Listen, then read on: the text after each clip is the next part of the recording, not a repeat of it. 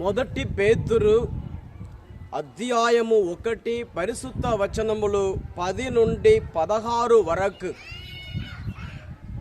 ఈ రక్షణను కూర్చియే ప్రవక్తలు శ్రద్ధగా అన్వేషించిరి, పరిశోధించిరి. దేవుడు మీకిచ్చేడి ఈ అనుగ్రహమును కూర్చి వారే దూరదృష్టితో ముందుగా చెప్పిరి. క్రీస్తు అనుభవింపవలసిన కష్టములను తదుపరి మహిమను కూర్చి వారు ప్రవచించినప్పుడు వారి యందున్న క్రీస్తుని ఆత్మ ఏ వ్యక్తిని లేక ఏ సమయమును సూచించెనో వారు తెలిసికొన ప్రయత్నించిరి. మీరు ఇప్పుడు వినియున్న సత్యములు ప్రవక్తలు బోధించినవే కదా. అట్లు ప్రబోధించున్నప్పుడే దేవుడు వారికి ఒక విషయము స్పష్టపరచెను. ప్రవక్తల కృషి మీ కొరకే గాని వారి స్వార్థమునకు కాదని దేవుడు వారికి విదితమునర్చెను. సువార్తను కొని వచ్చిన దూతలు మీకి సత్యములను బోధించిరి. వారు పరలోకము నుండి పంపబడిన పవిత్రాత్మచే ప్రభావితులై అట్లునర్చిరి. ఈ సత్యములనే దేవదూతలు సహితము చూడగోరిరి.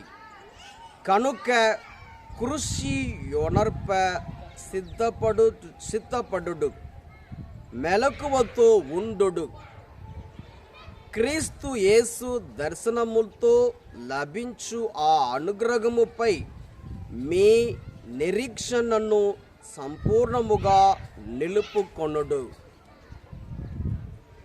దేవునకు విధేయులై ఉండు. మీరు అజ్ఞాన దశలో ఉన్నప్పుడు మీకు కొన్ని కోరికలు ఉండేటివి కదా. ఆ కోరికలకు బానిసలు కాకుండు. మిమ్ము పిలిచిన దేవుడు పవిత్రుడు కనుక మీ ప్రవర్తన యందు మీరును పవిత్రులై ఉండు. నేను పవిత్రుడును కనుక మీరును పవిత్రులై ఉండు. ఇది ప్రభుని వాక్కు. సర్వేశ్వరునికి వందనములు. మార్కు సువార్త అధ్యాయము 10 పరిశుద్ధ వచనములు 28 నుండి 31 వరకు.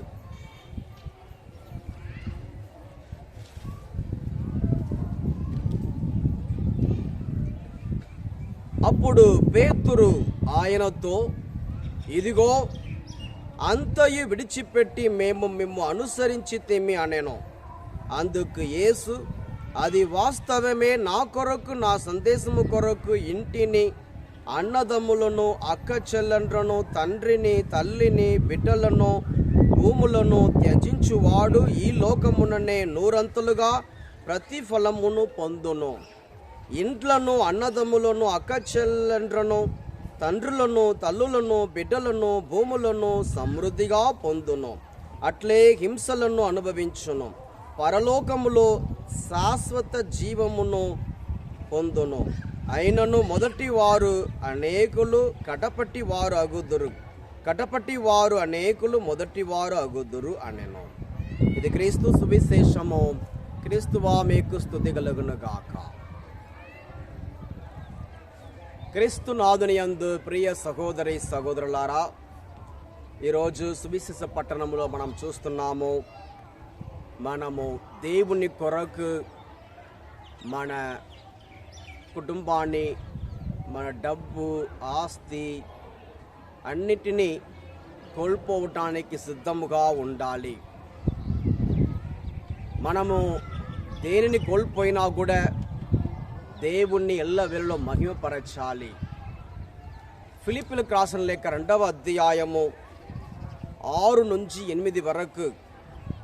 ఆయన ఎల్లప్పుడూ దైవ స్వభావమును కలిగి ఉన్నను, దేవునితో తన సమానత్వమును స్వార్థ బుద్ధితో పట్టుకొని వ్రేలాడలేదు. ఇది గ్రహింపవలసిన విషయము.